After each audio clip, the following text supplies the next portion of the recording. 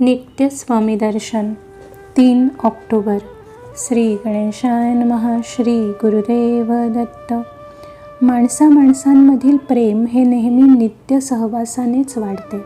जोपर्यंत रोजची दृष्टभेट होते, रोजचे बोलणे चालणे चालू राहते, तोपर्यंत आपुलकीचे झरे उभय पक्षी वाहत राहतात.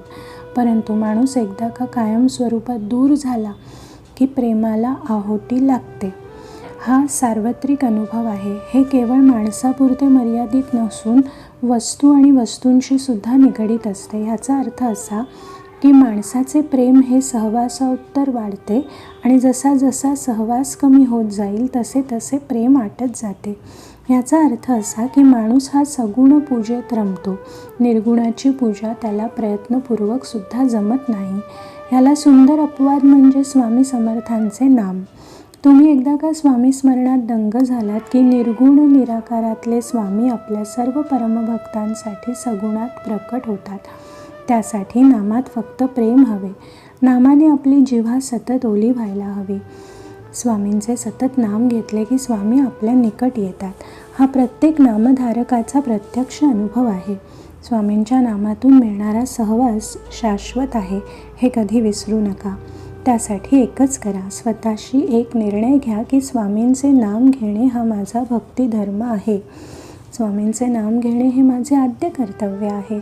स्वामी नामाशिवाय जगणे म्हणजे मृतवत जगणे आहे. स्वामींचे नाम घेण्यात माझे आत्यंतिक हित दडलेले आहे. किंबहुना मी स्वामींचे सतत नाम घेण्यासाठी जन्माला आलेलो आहे. स्वामींच्या नामातच मी तद्रूप झालेलो आहे. ही भावना मात्र त्यासाठी शाश्वत पातळीवर रेंगाळू दे. स्वामी प्रत्येक नामधारकाचा सांभाळ करतात, त्यांचा योगक्षेम चालवतात. माझ्या प्राणप्रिय स्वामी भक्तांनो, केवळ यंत्रवत जप करू नका, तर विवेक जागृत अवस्थेत ठेवून स्वामींचे नाम प्रेमाने घ्या. नामात प्रेम हवे. दह्यात लोणी लपलेले असते. आपण दही घुसळले की लोणी ताकावर तरंगू लागते.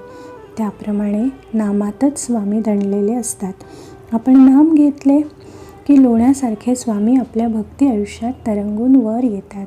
हा दृष्टांत एवढ्यासाठी दिला की स्वामी नामातच दडलेले आहेत, हे तुमच्या लक्षात यावे. नाम घेणे सोपे आहे, त्यासाठी काहीही कष्ट पडत नाहीत. श्री गुरुदेव दत्त. श्री गुरुदेव दत्त. श्री गुरुदेव दत्त.